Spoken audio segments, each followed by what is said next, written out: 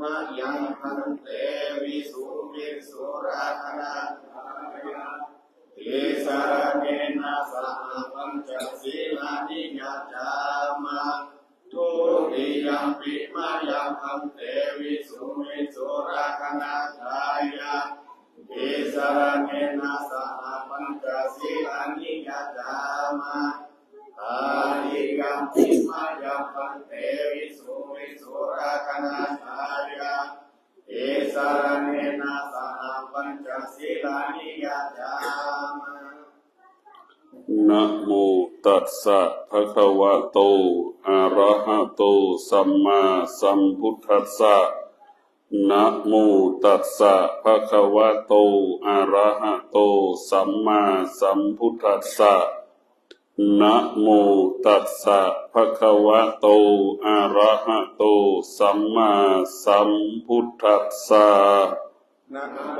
ตัสสะภะคะวะโตอะระหะโตสัมมาสัมพุทธัสสะนะโมตัสสะภะคะวะโตอะระหะโตสัมมาสัมพุทธัสสะนะโมตัสสะภะคะวะโตอะระหะโตสัมมาสัมพุทธัสสะพุทธังสรณังกัจฉามิพุทธังสรณังกัจฉามิธัมมังสรณังกัจฉามิธัมมังสรณังกัจฉามิสังฆังสรณังกัจฉามิสังฆังสรณังกัจฉามิทุติยัมปิพุทธังสรณังกัจฉามิทุติยัมปิพุทธังสรณังกัจฉามิทุติยัมปิธัมมังสรณังกัจฉามิทุติยัมปิธัมมังสรณังกัจฉามิทุติยัมปิสังฆังสรณังกัจฉามิทุติยัมปิสังฆังสรณังกัจฉามิตติยัมปิพุทธังสรณังกัจฉามิตติยัมปิพุทธังสรณังกัจฉามิตติยัมปิธัมมังสรณังกัจฉามิตติยัมปิธัมมังสรณังกัจฉามิตติยัมปิสังฆังสรณังกัจฉามิตติยัมปิสังฆังสรณังกัจฉามิปานาติปาตาเวระมณีสิกขาปะทังสมาธิยามิปานาติปาตาเวระมณีสิกขาปะทังสมาธิยามิอะทินนาทานาเวระมณีสิกขาปะทังสมาธิยามิอาทินาทานาเวระมณีสิกขาปะทังสมาธิยามิกาเมสุเมชาจาราเวระมณีสิกขาปะทังสมาธิยามิกาเมสุมิชาจาราเวระมณีสิกขาปะทังสมาธิยามิมุสาวาทาเวระมณีสิกขาปะทังสมาธิยามิมุสาวาทาเวระมณีสิกขาปะทังสมาธิยามิสุราเมรยะมัชฌะปมาทฐานาเวระมณีสิกขาปะทังสมาธิยามิสุราเมรยะมัชฌะปมาทฐานาเวระมณีสิกขาปะทังสมาธิยามิอิมานิปัญจสิกขาปทานิสีเลนะสุขติงยันติสีเลนะโภคสัมปทาสีเลนะนิพุติงยันติตัสมาสีรังวิโสทะเย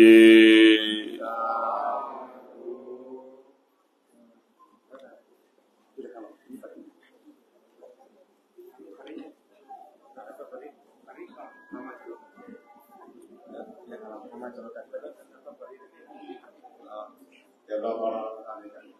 วิปฏิปฏิมหายาสามภาษาปฏิสิทธิยาสามะทุกขาวินาศายาปริตังพุทธมังคลาวิปฏิปฏิมหายาสามภาษาปฏิสิทธิยาสามะยาวินาศายาปริ ตังพุทธมังคลาวิปฏิปฏิปหายะสัมมาสัมปติสิยาสาภะโลกาวินาศายะปริตังพุทธมังคลาขณะที่พระสงฆ์จะเจริญพุทธมนต์ขอให้พวกเราอธิษฐานสมาทานเอาพระกรรมฐานและสมาทานการนั่งสมาธิให้ว่าตามนะอิมังกรรมฐานังอนิธามิอิมังภาวนานังอนิธามิเอานั่งสมาธิเท้าขวาทับเท้าซ้ายมือขวาทับมือซ้ายดำรงตนให้มีสติรู้นั่งสมาธิฟังเสียงพระสงฆ์เจริญพุทธมนต์นั่งท่าไหนก็ได้นั่งแล้วไม่ทุกข์ไม่ทรมานไม่ลำบากต่อร่างกายเรานะ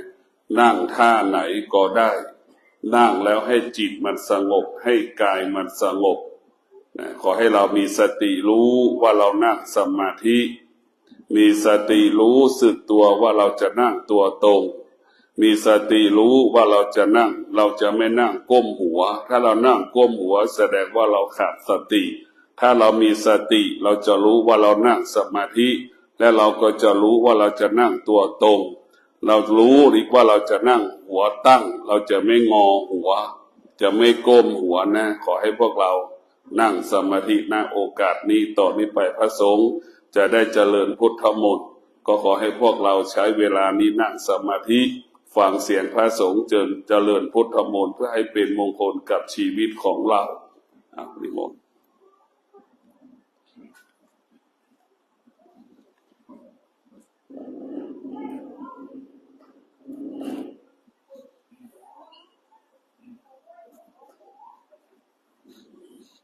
มรตวาเมตังสเมตังปะทันตาอวิคิตาจิตังปริตังอนันโตสักเกกะเมตรุเตกิริสิกาปะเตจันนวิเควิมาเนอิเบระเตจะกะเมตุนะกะเมอะกะเมเกเตภุมาจยันโตเทวาชลทาวิสเมยตปนาคาติทันตาสันติเกยังมุนิวรวัจนังสาทโวเมสุนันโต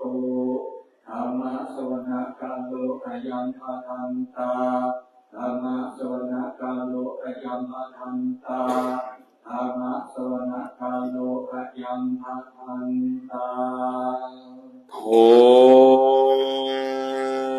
นโตเทวะสังฆโยดูกาลาเทวดาฟ้าดินได้โปรดรับรู้ลูกหลานนำคณะสภาวัดโพยเขียดแห่งใดทำพิธีถวายพระวิหารบัดนี้ลูกหลานจึงได้ทำพิธีถวายพระวิหารนวัดห้วยเขียดแห่งบัดนี้ขออาราธนาอัญเชิญเทวดาประจำทิศทั้งสี่เทวดาปรักษาโหนเหนือโหนใต้โหนตะวันตกโหนตะวันออกบัดนี้ขอเชิญเทวดาทั้งหลายได้มาอนุโมทนาสาธุการกับลูกกับหลานลูกหลานขอเชิญพระอินทร์พระพรหมพระนารายณ์พระศิวะพระพิฆเนศพระเพอุมาเทวีพระแม่ลัสมีมหาโพธิสัตว์เจ้ากวนอิมพระแม่กาลีพ่อปู่ฤาษี108พระองค์ฤาษีนารอดฤาษีนาลายฤาษีหน้างัวฤาษีตาไฟปู่ฤาษีเจ้า108พระองค์ได้เสด็จลงมาอนุโมทนากับลูกกับหลานที่ได้นั่งสมาธิเจริญจิตภาวนาโปรดประทานพรคือลูกหลานวัดห้วยเขียดแห่งบ้านห้วยเขียดแห่งนี้ขอคือลูกหลานได้นั่งสมาธิมีสติมีสมาธิมีปัญญามีบุญมีบารมีมีวาสนาได้รู้แจ้งแห่งทุกข์รู้แจ้งแห่งสุขขออาราธนาอัญเชิญ พระสมถกรรมฐานพระวิปัสสนากรรมฐานจงมาบังเกิดในลูกหลานที่ได้นั่งสมาธิเจริญจิตภาวนาเพื่อเกิดปัญญาญาณเพื่อได้รับปัญญาญาณเพื่อได้เกิดปัญญาญาณเพื่อได้รับปัญญาญาณขออนุภาพอานิสงส์อันลูกหลานได้นั่งสมาธิก็ขอให้ลูกหลานได้หลุดพ้นจากความทุกข์ทรมานลำบากเจ็บหัวเมาหัวขอให้หายในวันนี้เจ็บแข้งเจ็บขาทุกข์ทรมานลำบากก็ให้หายไปในวันนี้เจ็บต้องเจ็บใส่เจ็บปุ่มเจ็บเส้นเจ็บเอ็นทุกข์ทรมานลำบากก็ขอให้หายไปในวันนี้เจ็บแข้งเจ็บขาโรคยากหนักยากขอให้หายไปในวันนี้ลูกหลานจึงขออนุภาพพุทธบารมีธรรมบารมีสังฆบารมีแห่งพระรัตนตรัยได้โปรดประทานพรคือลูกหลานคิดสิ่งใดพูดสิ่งใดทำการใดๆเกิดคำว่าสำเร็จขอให้ลูกหลานปลูกให้ปลูกนาปลูกสวนทำไร่ทำนาทำสวนขอให้ได้เจริญได้รุ่งเรืองอุดมสมบูรณ์โดยทรัพย์อุดมสมบูรณ์ด้วยสมบัติขออนุภาพแห่งพระวิปัสสนากรรมฐานขอให้ลูกหลานตั้งหลายอยู่เย็นเป็นสุขเกิดความสุขกับลูกกับหลานขออัญเชิญพุทธมนต์มาสาธยายมนต์เพื่อเป็นมิ่งมงคลกับลูกกับหลานแม้นว่าสิ่งใดกีดขวางชีวิตลูกหลานขวางกั้นชีวิตลูกหลานการประกอบอาชีพใดๆบัดนี้ขออัญเชิญพุทธมนต์ได้ปลดเปลื้องสิ่งที่ขวางชีวิตลูกหลานปิดกั้นชีวิตลูกหลานขอให้ย้ายขอให้ค้ายขอให้เคลื่อนขอให้ออกไปจากชีวิตลูกหลานในวันนี้ลูกหลานขอเชิญเจ้าป่าเจ้าเขานักพจน์นักบวชผู้บำเพ็ญศีลภาวนาอยู่ในภูเขาเถื่อนธรรมในป่าห้วยเขียดแห่งนี้เชิญมาอนุโมทนาสาธุการประทานพรคือลูกคือหลานหายเจ็บหายป่วยหายเมาหัวหายเวียนหัวหายทุกข์หายทรมานลำบากขอเชิญพุทธานุภาพแห่งพุทธมนต์มาสาธยายมนต์ต่อชะตาต่ออายุต่อชีวิตลูกหลานต่อชะตาต่ออายุต่อชีวิตลูกหลานมีสุขภาพร่างกายแข็งแรงสมบูรณ์เพื่อมีอายุมั่นยืนยาวด้วยอนุภาพพระสมถกรรมฐานพระวิปัสสนากรรมฐานมาปกป้องมาคุ้มครองมารักษาลูกหลานที่ได้นั่งสมาธิเจริญจิตภาวนาเพื่อกายสงบเพื่อใจสงบขอให้ลูกหลานเกิดปัญญาญาณมีปัญญาญาณขอเพื่อดวงจิตลูกหลานได้รับแสงสว่างแห่งพระวิปัสสนากรรมฐานกายลูกหลานขอให้ได้รับอานิสงส์แห่งพระสมถกรรมฐานขอให้กายสงบขอให้จิตรู้แจ้งรู้จริงรู้ความจริงของที่พระพุทธเจ้าได้ประพฤติได้ปฏิบัติขอให้ลูกหลานเพื่อเจริญรุ่งเรืองงอกงามก้าวหน้ายิ่งขึ้นไปจิมเตออานิมนต์นำเลยวัดห้วยบงเร็วนำเลยจะนำก็นำเลยเอาเลยนิมนต์นะโมตัสสะภะคะวะโตอะระหะโต ปล่อยเอาเลยสัมมาสัมพุทธัสสะนะโมตัสสะภะคะวะโตอะระหะโตสัมมาสัมพุทธัสสะไปนี่เลยนี่ครับ โตอะระหะโตสัมมาสัมพุทธัสสะพุทธังสรณังคัจฉามิธัมมังสรณังคัจฉามิสังฆังสรณังคัจฉามิทุติยัมปิพุทธังสรณังคัจฉามิทุติยัมปิธัมมังสรณังคัจฉามิทุติยัมปิสังฆังสรณังคัจฉามิตติยัมปิพุทธัง นังกัจฉามิตติยัมปิธัมมังสารนังกัจฉามิตติสังฆังสารนังกัจฉามิอาสัมพุทเทอัฏฐาวิสัญจทวาตาสัญจสะ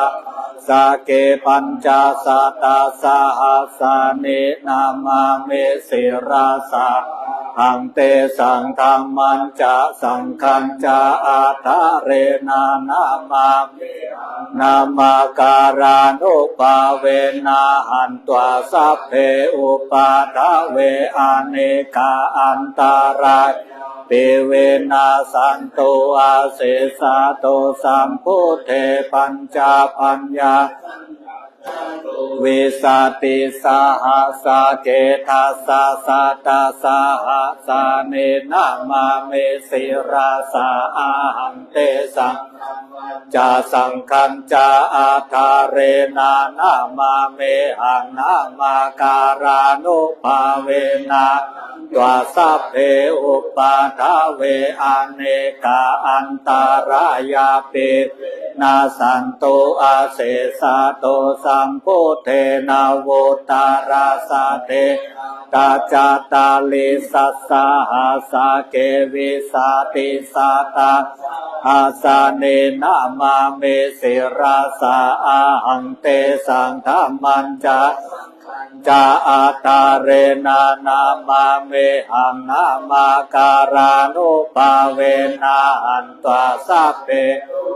ทเวอเนกาอันตรายาปิเวนะสันโตเสสะโตอะนะโมอะระหะโตสัมมาสัมพุทธัสสะมะเอสินะโมอุตตมะธัมมัสสะสวากาตาเสวะนิธานาโมมหาสังฆาสาปิวิสุตตาลาติเทนโนนะโมโอมาตยารัตถสารตังนะยาสาสาธุกานะโมโอมาคาติตัสสะตัสสะตุตายาสาปินะโมการังปาเวนาวิกาจันตุปาทวานะโมการังปาเวนะสุวาเตโตสัพพตานะโมการาสะเตเจนาวิเทเมเมเตชาวาอะเสวนาจะปาลานังปฏิตังจะเสวนาปูจาจะปูจายานังเอตัมมังกาลาโมตามังปฏิรูปาเตสะโสจาปุเปจากาตังปุญญาตาอัตตาสัมมาปานิติจากาลาโมตามังปรุสัจจัญจาสิปัญจวินัยโยสุสิกิโตสุปาสิตาจายาวาจาเอตัมมังลาโมตามังมาตาปิตุโอปาทานังปุตตาตาสังฆาโออานาคุลาจากามันตาเอตัมมังลาโมตามังทานันจาธรรมาจาริยาจายาตากะจาสังฆาโหอานาวาจาเนกามาเนเอตัมมังลาโมตามังนาติวิราติปาปามาจาปะจาสัญญาโมอัปปามาโตจาธรรมเมสุเอตัมมังลาโมตามังการาโวจานิวาโตจาสันตุติจาตัญโยตากาเลนะธรรมาสวานังเอตัมมังลาโมตามังขันติจาโสวาจาสัตตาสัมมัญญาสนังนาธรรมาสัพพจาเอตัมมังคาลาโมตามังตะโปจาปรามาจาริยาจาริยาสัจจานังทัสสานังเนปานาสันเจเก ยาจาเอตามังคาลาโมตามังพุทธัสสะโลกเมหิจิตังยาสานากัมปันติอาโศกังราจังเขมังเอตามังคาลาโมตามังเอตาติเนกาตวานาสัพพะธรรมาปาราจิตาสักตาโสติงกังจันติตังเตสังมังคาลังตามันเตมะมังกาสุตังยังกินชีวิตังเอทาวาหุราวาสังเจสุวายังทานังปานิตังนาโนสามังอาติตาตาเตนะเอตัมเปพุทเทระตานังปานิตังเอเตนะเจนะสุวาเตหุนตุกายังเวราคังอะมาตังปะตังยาทาจากาสกายามุนิสัมมาหิโตเตนะธัมเมนะสัมมาติกินเจธัมเปปุเมระตาปานิตังเอเตนะสัจเจนะสุวัตหุนตุยัมโปตาเสโทปาริวานาเยสุจิงมานันตาริกายามาหุสามาตินาเตนะโมนาวิชาติตังเปตังเมระตานังนิตังเอเตนะสัจเจนะสุวัตหุนตุเยปุคาลาอัฏฐสัทธาปัสสัทธาจตาริเอตังโยกาเนหุนติเตตากินายาสุกาตาสังวากาเอเตสุเทนาเนมาปาลาเนทิสังเกราตานังปานิตังเอเตนะสัจเจนะ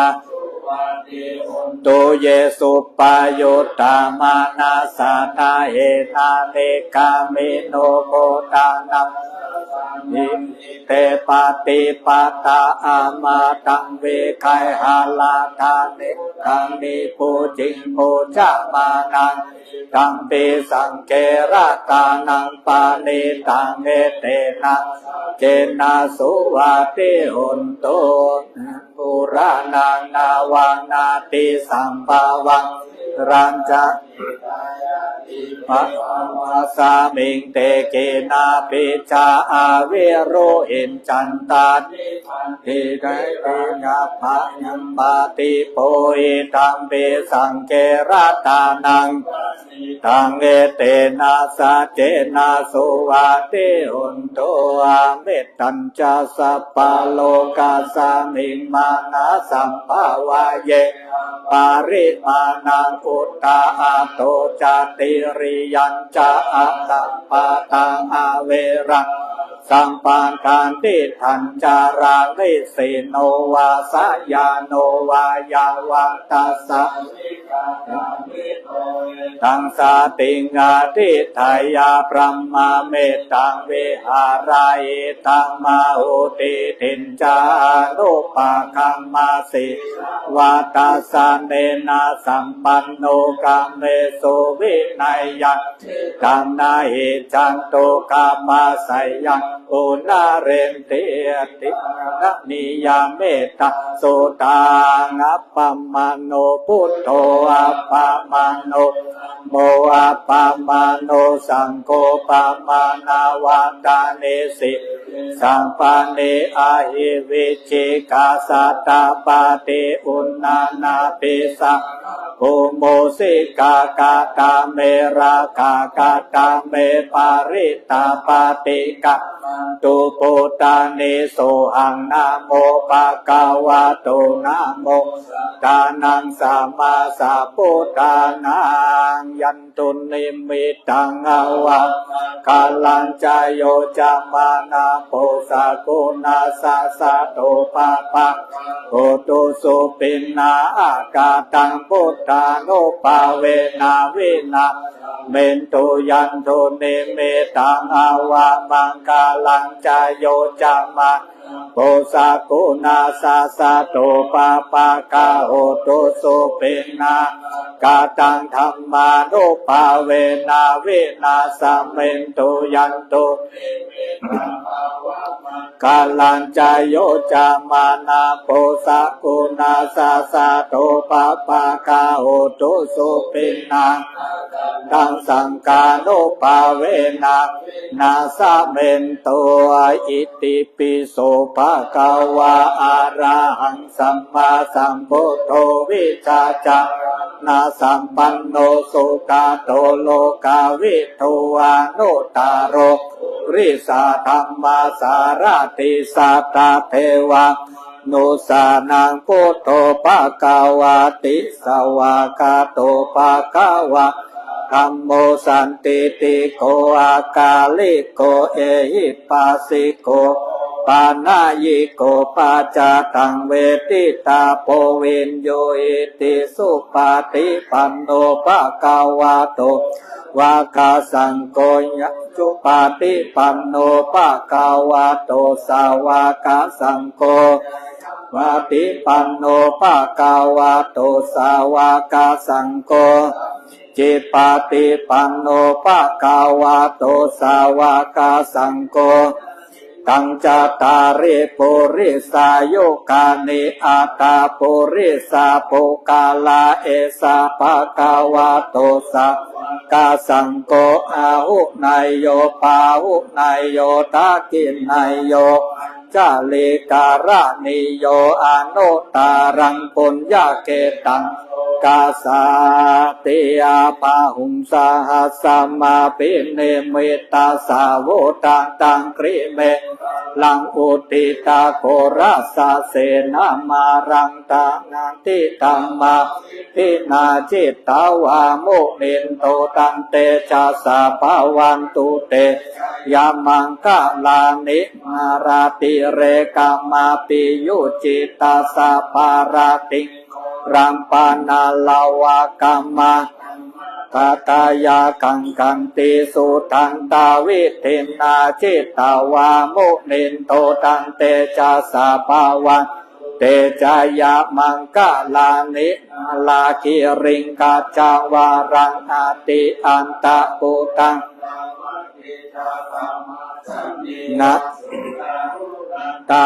ตังบุเสกาวิตินาจิตตาวามุนินโตตันเตชะสาภาวันตุเตจายามังกะลานิกิตาคาคามาเตอาตาสุทารุนันตาวันติโยชานังปะตังโกลิมาลาวันตาเอติปิสังกตามโนทาวามุนินโตตันเตชะสาภาวันตุเตยามังกะลานิคัตวานากาธาโมตารังอิวังคัมปิเนยัญจิตจะนังนายามาเจสังโสนาโสมาวิทินาจิตตาวามุนินโตตันเตภาวันตุเตจายามังกะลานิสัจจังเวหายะมาติสัจจกังวาตาเกตุงวาตาโรปิตามานังอาติอันตะปูตังปัญญาปาติปัจจาโตจิตตาวามุนินโตตันเตชะสาภาวันตุเตยามังกะลานินันโทปานันตาพุจากังเวปุตังอิติงปุเตนะเตระพุจาเกนะตะมาปะยันโตอิตุปะเตสะตินาจิตตาวามุนินโตตันเตชะสาภาวันเตจายามังกะลาเนตุกาเตเตโพจาเกนาสุตาตาตังพรมังเวสุเตโจเตเมเตปากาปิธานังญาณังเตนาวิตินาจิตตาวามุนินโตตันเตจาสาวันตุเตจายามังกะลาเนกาปิพุตตาจายามังกาลาอาตากาทายโยวาจาโนตินะเนสราเตมะตันติอิตาวะเวเวทานิจุปาทาวานิโมขังสุขังติขามยานาโรสะปัญโยมหาการุณิโกนาโตอิตายะ นางปุเรตัวบารามิสัพพะปะโตสัพโพธิมุตตามังเอเตนะสัจจาวาเจนะโหตุเตยังมังกะลังจะยันโตโพธิยาโมเลสกายังนันทิวังโนเอวังตาวังวิจายโยโหหิกายาสุจายังมังเลอปาราจิตาปาลังเกสิเสปาตาวิโภคาเรปิเสเกสาปาปุตตานังอากาปาโตปาโมติสุนังกาตังสุมังกาลังสุปาปาตังสุโอติตัง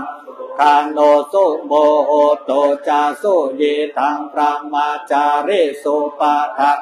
นังกายกัมมังวาจากัมมังปาตากินังปาตากินังโนกัมมังปานิติเตปาทานาปาตากินานิกัตวานาละปันตาเตกากิเนอาโพชังโคสติสังกาโตตามานังวิจายโยตาทาวิยัมปินติปัสสติโพชังคาจัตตาภาปาเรสัมมาตุเปกะจังคาสะเตเตสัพพะทาสินามุตินาสัมมาทากาตาปะตาภาหุลิกาตาสังวังกันติอาภิญญายานิปานายังโพธิยาเอเตนะสัจจาวาเจนะโสติเตหนโตสัพพะตาเอกาสามิงสามาเยนะโทโมกาลังนันจากาสาปังลาเนทุกิเตติสาวาพุทังเกสัตตาเตสายิเตจาตังตินันติตาวาโรคามุจิงสุตังกาเนเอเตนะ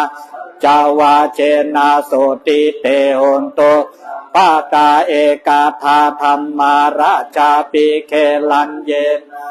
ปิลิโตจุนทาเทเรนาตันเยวาปานาเปตวานาสาตารังสัมโมทิตาจาอาภาธาตัมหาวุธาสิธานาโสเอเตนะสัจจาวะนาโสติเตโหนโตสัพพาตาปาหินาเตจาอาภาธาตินนัมมิปาเหสินางมาคาหาตากิเลสาวะตานุปาติธรรมะตังเอเตนะสัจจาวะนาโสติเตโตสัพพะตาสักกะตัวพุทธรัตานังโอสาทังอุตามังวารัง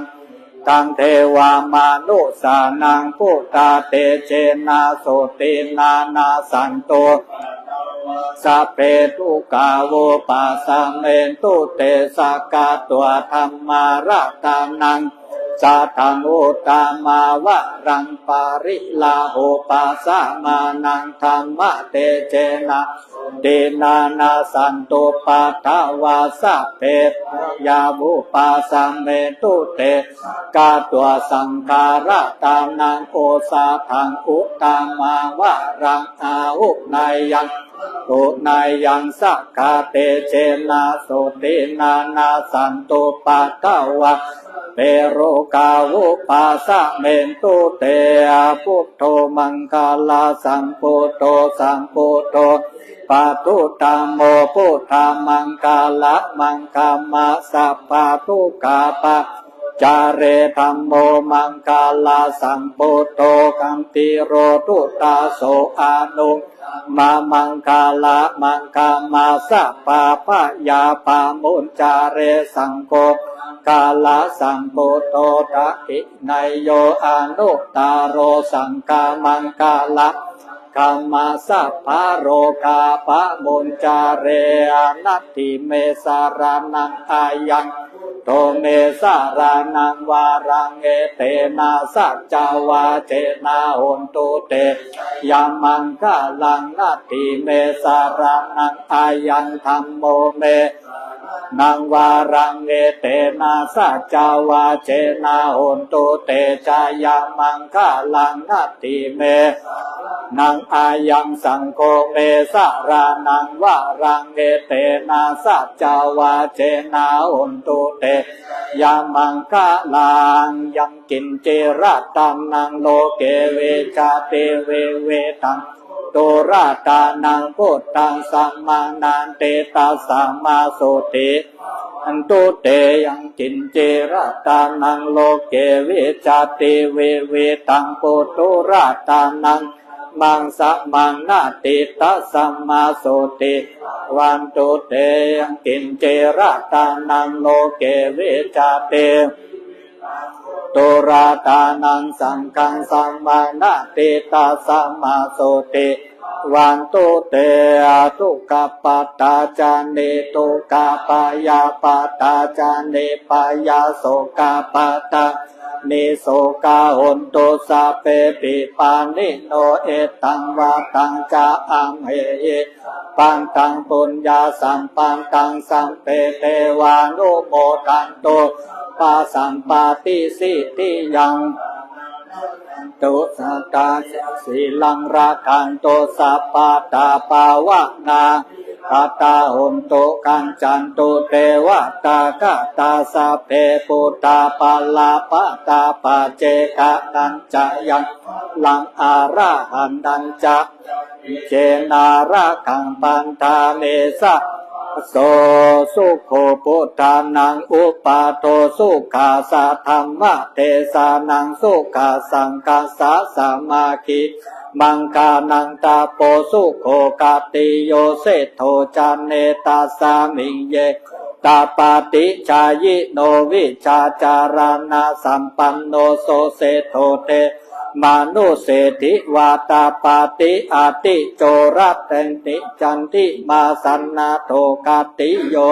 ตาปาติชายิตาปาติพระมะโนอัตตาสัพพะมโหราตังปุโตปาติเตชะสาอะโรคะยาปาระมาลาปาสันตุติรามังกะนังวิสาสังปาระมายาตินิพพานังปาระมังสุขัง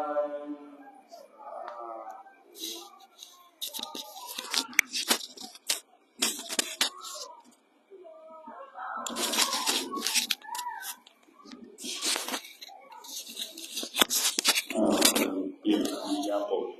นั่งสะดวกสบายอยู่ในอิริยาบถใดที่ไหนก็ได้สะดวกสบาย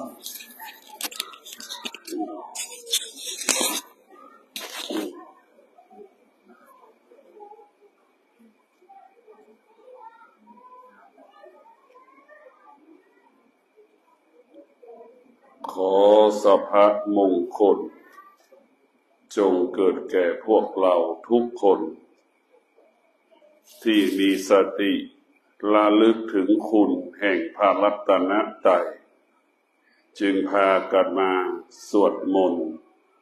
จึงพากันมาฟังบทสวดที่พระสงฆ์เจริญพุทธมนต์วันพระใหญ่เป็นวันที่เราสมโภชพระประธานเป็นวันที่เราฉลองพระวิหารใหม่คำว่ามงคลก็คงหมายถึงศีลคำว่ามงคลก็คงหมายถึงสมาธิคำว่ามงคลก็หมายถึงปัญญาคำว่าความดีก็เช่นเดียวกันก็คือได้แก่ศีลได้แก่สมาธิได้แก่ปัญญาคำว่าบุญก็คงหมายถึงศีลหมายถึงสมาธิหมายถึงปัญญาศีลเป็นเหตุให้เกิดคำว่าความดีดังเมื่อเช้าเนี่ยเมื่อสัก30 นาทีแล้วได้สมาทานเอาศีลศีลเป็นต้นกำเนิดคำว่าความดีเราจะทำความดีใดๆต้องประกอบไปด้วยศีลทำความดีใดๆต้องประกอบไปด้วยศีลความดีนั้นบริสุทธิ์ความดีนั้นเป็นที่ยอมรับของเราความดีนั้นเป็นที่ยอมรับของเหล่าเทวดา ความดีเหล่านั้นย่อมเป็นที่ยอมรับของคนทุกคนดังครูบาเจ้าศรีวิชัยทำดีทุกสถานที่เทพเทวดายกย่องสรรเสริญนี่แหละคือทำความดีใดๆประกอบไปด้วยศีลความดีนั้นเทวดายอมรับสิ่งศักดิ์สิทธิ์ยอมรับนี่แหละคือความดีเราเกิดมาเราก็ได้ยินคำว่าความดีเราเกิดมาเราก็ได้ยินผู้ใหญ่ผู้เฒ่าผู้แก่บอกให้เราทำความดีเราทำความดีแต่เราไม่เคยเห็นความดีเราทำความดีแต่เราเข้าไม่ถึงความดีดังที่ได้กล่าวว่าความดีอยู่ในร่างกายของเราหมดทุกคนแต่ความดีไม่ได้อยู่กับพระรูปใดรูปหนึ่งความดีไม่ได้อยู่วัดใดวัดหนึ่งความดีอยู่ในร่างกายของเราเช่นศีลทั้ง5 ข้ออยู่ในร่างกายเราทุกคนรักชีวิตตนเองเสมอเหมือนกันหมดทุกคนก็หวงแหนสมบัติของตนเองเสมอเหมือนกันหมดทุกคนก็รักครอบครัวตนเองปกป้องครอบครัวตนเองเสมอเหมือนกันหมดเพราะฉะนั้นพวกเราทั้งหลายศีลทั้ง5 ข้ออยู่ในร่างกายของเราธรรมะทั้งหมดอยู่ในร่างกายของเราความดีพวกเราจำไว้นะว่าได้แก่ศีลทั้ง5 ข้อเป็นเหตุให้เกิดคำว่าความดีคนไหนดำรงตนด้วยศีลคนนั้นเป็นคนดี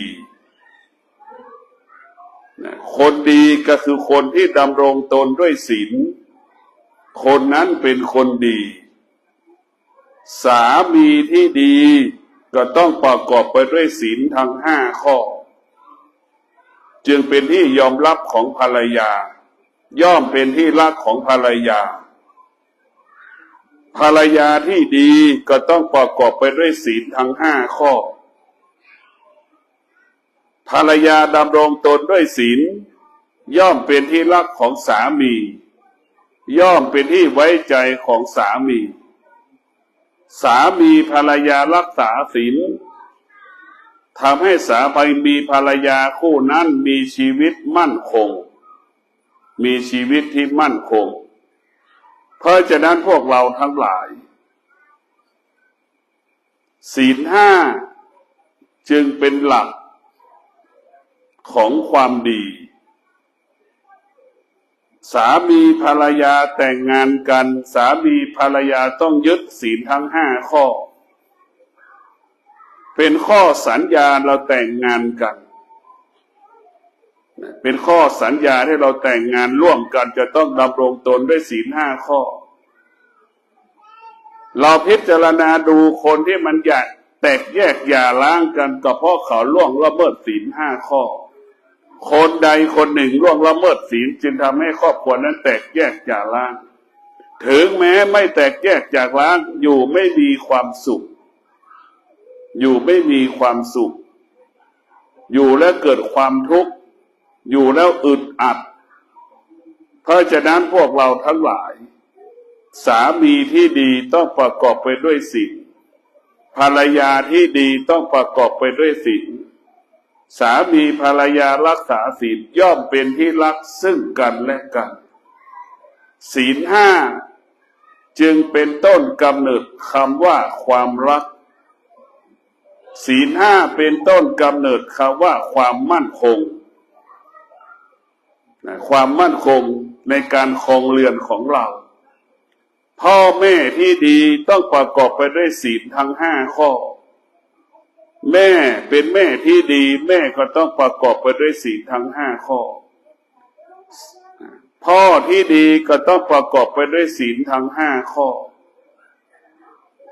พ่อคนไหนที่ล่วงละเมิดศีลย่อมเป็นที่รังเกียจของลูกทุกคนไม่มีลูกคนไหนเห็นพ่อดื่มเหล้าติดยาเสพติดลูกมีความสุขไม่มีในโลก ราะฉะนั้นศีลห้าจึงเป็นคุณสมบัติของพ่อที่ดีของแม่ที่ดีไม่มีลูกคนไหนเห็นแม่ดื่มเหล้าแล้วมีความสุขไม่มีในโลกเห็นไหมเพราะฉะนั้นศีลห้าจึงเป็นคุณสมบัติของแม่ที่ดีพ่อแม่รักษาศีลย่อมเป็นที่เคารพรักของลูกพ่อแม่รักษาศีลดำรงตนด้วยศีลลูกหลานไปมาหาสู่ตลอดเวลาศีลคือของหอมนะศีลคือของหอมศีลคือของเย็นพ่อแม่รักษาศีลทำให้ลูกมีความสุขทำให้ครอบครัวอบอุ่นเพราะถ้าพ่อแม่จะมอบความรักให้กับลูกพ่อแม่ก็ต้องดำรงตนด้วยศีลทั้ง5 ข้อพ่อแม่จะมอบเงินให้ลูกกี่สิบกี่แสนกี่ล้านแต่ถ้าพ่อแม่ติดยาเสพติดพ่อแม่ดื่มเหล้าลูกก็ไม่มีความสุขเช่นเดียวกับลูกติดยาเสพติดกินเที่ยวเล่นทั้งวันเอาสมบัติให้พ่อแม่กี่แสนกี่ล้านพ่อแม่ก็ไม่มีความสุขเพราะนั้นความสุขศีลห้าจึงเป็นต้นกำเนิดของคำว่าความสุขศีลห้าจึงเป็นต้นกำเนิดคำว่าความสุขความสุขใดๆประกอบไปด้วยศีลทั้ง5 ข้อเป็นความสุขบริสุทธิ์ผีก็ยอมรับเทวดาก็ยอมรับคนทุกคนก็ยอมรับคนทุกคนยอมรับเพราะฉะนั้นพวกเราทั้งหลายคนทุกคนเมื่อรักษาศีลแล้วนี่คนทุกคนจะมีความสุขครอบครัวก็จะมีความสุขเพราะฉะนั้นศีลเป็นเหตุให้เกิดความสุขเมื่อเราต้องการความสุขเราก็จะเป็นต้องรักษาศีลครอบครัวต้องการความสุขครอบครัวทุกคนก็ต้องดำรงตนด้วยศีลดังที่ได้กล่าวแล้วว่าพ่อแม่รักษาศีลลูกหลานไปมาหาสู่อยู่ตลอดเวลายามลูกหลานมีความสุขลูกหลานก็อยากมาหาพ่อแม่ยามที่ลูกหลานลำบากก็อยากมาหาพ่อแม่ตรงกันข้ามพ่อแม่ล่วงละเมิดศีลดื่มเหล้าติดยาเสพติดลูกหลานไม่ไปมาหาสู่ลูกหลานไม่ไปมาหาสู่พ่อแม่ล่วงละเมิดศีลย่อมเป็นที่รังเกียจของลูก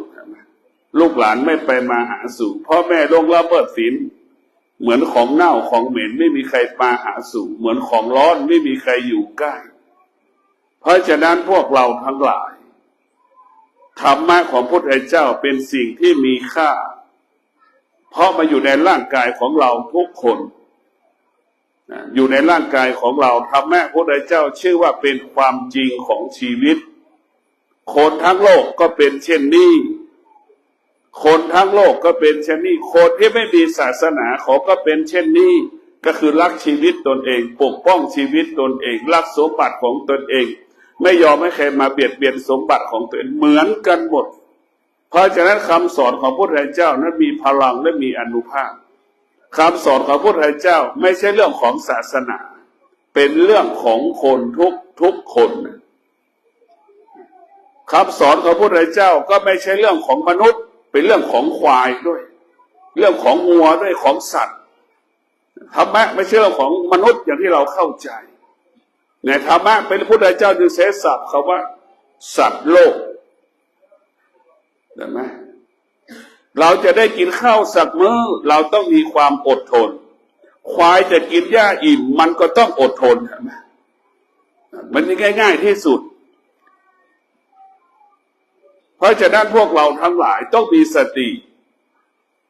พ่อแม่คนไหนแม่คนไหนครับมีชีวิตดังแม่ควายแม่จะมีความสุขแม่คนไหนนะทุกคนถ้ามีชีวิตดังควายเห็นไหมควายรับผิดชอบลูกไม่เกิน2 ปีนะแต่แม่นี่ห่วงลูกจนอายุ70-80ยังห่วงลูกใช่ไหมมันทุกข์ไหมล่ะ ถ้าแม่มีชีวิตดั่งควายแม่จะมีความสุขถ้าแม่ได้ลูกเป็นควายแม่ยิ่งมีความสุขลูกควายรับอยู่กับแม่ไม่เกิน2 ปีเห็นไหมลูกควายไม่เคยสร้างภาระให้แม่เลยเห็นไหมแต่ลูกคนนี่สิเบียดเบียนพ่อแม่จนตายเห็นไหมเพราะเราเป็นคนเราไม่พัฒนาเห็นไหมควายมันก็รู้เลยรู้จักตนเองมันจะไม่สร้างภาระให้กับแม่ตนเองเลยลูกควายและแม่ควายก็มีสติจะต้องรับผิดชอบลูกมันไม่เกิน2 ปีเห็นไหมนี่แหละธรรมะมันเห็นไหมควายมันรู้จักตนเองควายมันเลยไม่ทุกข์ลูกควายก็รู้จักตนเองจึงไม่ทำลายชีวิตพ่อแม่ไม่เบียดเบียนพ่อแม่แต่ลูกที่เป็นลูกเป็นคนมนุษย์ของเราเนี่ยแหละที่เป็นมนุษย์แล้วเบียดเบียนพ่อแม่ขอเงินแม่ไม่มีวันจบสิ้นแม่80ลูกก็ยังขอเงินแม่ใช้อีกนะเพราะฉะนั้นพวกเราทั้งหลายคนที่มีธรรมะก็คือคนที่มีศีลคนที่มีศีล5 ข้อมันจะบังคับเลยให้เราซื่อสัตย์มันจะบังคับให้เราอดทนมันจะบังคับให้เรานั้นมีวิริยะภาคเพียรใช่ไหมบังคับให้เราเสียสละถ้าศีลมีตัวตนศีลนั้นเปรียบเสมือนพ่อแม่ที่เสียสละให้ลูกกับเสียสละชีวิตความทุกอย่างให้ลูกกับตนเองเสียสละทุกอย่างให้ลูกตนเองศีลไม่จะบังคับให้เราเสียสละศีลจะบังคับให้เรามีเมตตาต่อลูกตนเองเห็นไหมอินดูลูกสงสารลูกเห็นไหมบังคับเลยสามีมีศีลเนี่ยมันก็จะบังคับให้ซื่อสัตย์ต่อภรรยาตนเองภรรยามีศีลก็จะบังคับให้ภรรยาซื่อสัตย์ต่อสามีตนเองลูกที่มีศีลมันก็จะบังคับเลยให้ลูกนั้นมีความซื่อสัตย์ต่อพ่อต่อแม่ศีลนั้นจะมีพลังแห่งอนุภาพเราไม่ได้กินข้าว7 วันนะมีชีวิตอยู่ได้แต่ละล่วงละเมิดศีล1 นาทีมีชีวิตอยู่ไม่ได้จะลองชกต่อยตีกันฆ่ากันตายในถูกจับแล้วเพราะฉะนั้นพวกเราทั้งหลายศีลนี่พูดแล้วทุกคนไม่อยากฟังเพราะมันเป็นความจริงศีล5 ข้อถ้าพูดแล้วไม่มีใครอยากฟังเพราะมันเป็นความจริงฟังแล้วมันสะเทือนตลอดเวลาเพราะมันเป็นความจริงของชีวิตที่พูดอยากให้เราเข้าใจให้เราเข้าใจเราจะรักษาทรัพย์ก็ต้องรักษาศีลจะลองเล่นการพนันไปหมดแล้วมาสตางค์มาหมดเลยหามาทั้งชีวิตมาเล่นการพนันไม่กี่วันเงินหมดนี่เพราะฉะนั้นพวกเราจะรักทั้งหลายเราจะรักษาชีวิตบิดาบรรดาพ่อแม่จะรักษาชีวิตลูกพ่อแม่ก็ต้องรักษาศีล5 ข้อถ้าพ่อแม่ดื่มเหล้าเห็นไหมรถชนพิการแล้วใครจะมาเลี้ยงลูกจบเห็นไหมลูกเป็นภาระของคนอื่นอีกอย่างที่เราเห็นอยู่นะเพราะฉะนั้นลูกก็เช่นเดียวกันลูกรักพ่อรักแม่ลูกก็ต้องรักษาศีลถ้าลูกรักษาศีลนี่ลูกก็จะมีโอกาสได้ดูแลพ่อแม่ตอนแก่อายุ70-80จะมีเวลาดูแลพ่อแม่แต่ถ้าดื่มเหล้าเห็นไหมรถชนพิการไม่มีโอกาสได้ดูแม่ไม่ดูแลพ่อแม่สร้างภาระให้พ่อกับแม่เราอีกเห็นไหมเพราะฉะนั้นพวกเราทั้งหลายพูด10 คำมันก็สะเทือน10 คำมันสะเทือนใจอยู่ตลอดเวลาในธรรมะมันอยู่ในร่างกายเราหมดเนี่ยพวกเราที่อยู่ตรงนี้โดยเฉพาะความอดทนพวกเรามีมากแต่เราขาดปัญญานะเราต้องให้มีปัญญาเท่านั้นแหละเราอดทนขาดปัญญามันจึงมีกินมีใช้อย่างที่เรามีอยู่ทุกวันเราอดทนต้องให้มันเกิดปัญญามันจะมีกินมีใช้เหลือกินเหลือใช้ดังคำว่าอดทนมีกินมีเก็บเหลือกินเหลือเก็บเหลือออมเหลือแบ่งปันนะอดทนเพราะนั้นอดทนเนี่ยจะทำให้เรามีทรัพย์ความอดทนเนี่ยจะเปลี่ยนแปลงชีวิตของเรา เรายากจนเรามีสติเราจะต้องเปลี่ยนแปลงชีวิตของเราเมื่อเรายากจนเราจะต้องอดทนเมื่อเราอดทนเราก็จะมีทรัพย์มีสมบัติหัวหน้าครอบครัวใดมีความอดทนครอบครัวนั้นมีความสุขเพราะครอบครัวนั้นอุดมสมบูรณ์ด้วยทรัพย์สมบัติและปัจจัยสี่หัวหน้าครอบครัวใดขาดความอดทนขาดแคลนปัจจัยสี่ขาดแคลนเครื่องอำนวยความสะดวกใช่ไหมหัวหน้าครอบครัวใดมีความอดทนมีกินมีใช้เหลือกินเหลือใช้ลูกก็มีความสุขแม่ก็มีความสุขภรรยาก็มีความสุขเพราะเครื่องอำนวยความสะดวกครบทุกอย่างพ่อแม่ครูบาอาจารย์โบราณบอกว่าไงธรรมะเป็นเครื่องดูดซับธรรมะเป็นเครื่องดูดซับนะเราอดทนเห็นไหมพ่อแม่ทุกคนอดทนเราต้องให้เกิดปัญญาก่อนนอนทุกคืนให้เรานั่งสมาธิ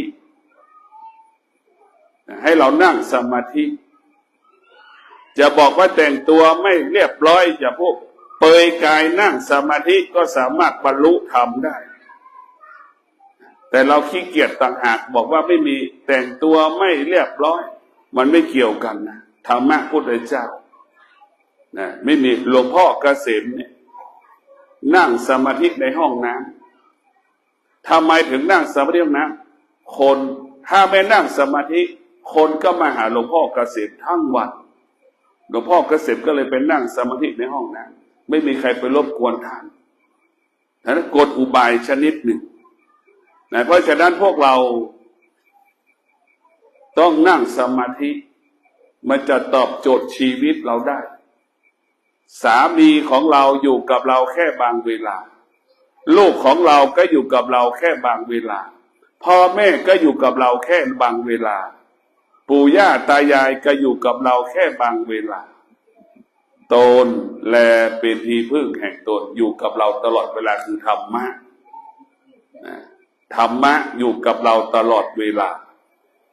ถ้าเราคิดถึงลูกเราก็จะเสียใจลูกไม่ไปมาหาสู่ของเราเพราะฉะนั้นเราต้องท่องตลอดเวลาว่าตนแลเป็นที่พึ่งแห่งตนเนี่ยต้องท่องทุกวันตนแลเป็นที่พึ่งแห่งตนเนี่ยใครได้มีลูกน้อยๆลูกไปสัก6 ขวบนี่ต้องสอนลูกละตนแลเป็นที่พึ่งแห่งตนต้องสอนลูกเดี๋ยวลูกมันจะใช้แม่แล้วแม่อันนี้ให้น้องเห็นไหมแม่ก็ตอบว่าไง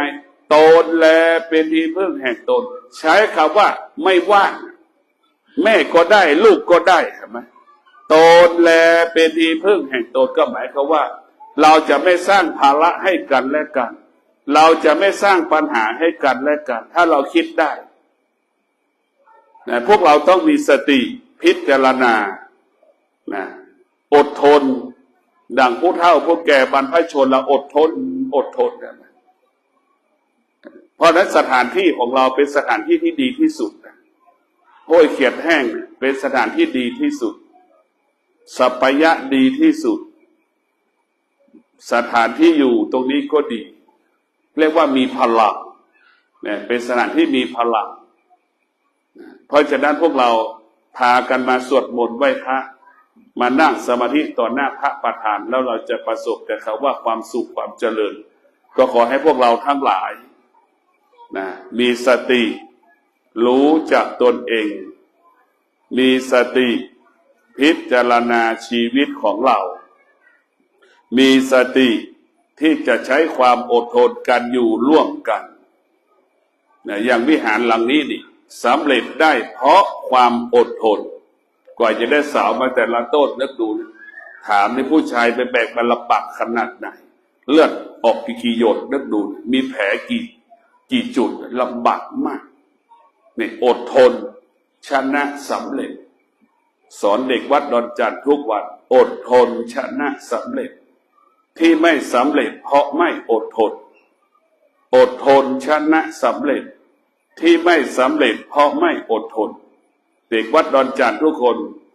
ที่อยู่วัดดอนจันทร์จะรู้คำว่าอดทน เขาสอนตลอดเวลาว่าอดทนชนะสำเร็จที่ไม่สำเร็จเพราะไม่อดทนวิหารหลังนี้สำเร็จด้วยธรรมะก็คือความอดทนสำเร็จด้วยวิริยะภาคเพียรความรู้ไม่มีเลยอดทนต่างหากนะเนี่ยความอดทนจะเป็นบ่อเกิดแห่งธรรมนะบ่อความอดทนเป็นบ่อเกิดแห่งความสำเร็จก็ขอให้ท่านทั้งหลายมีสตินะระลึกถึงคุณพระรัตนตรัยตนแลเป็นที่พึ่งแห่งตนขอเจริญพร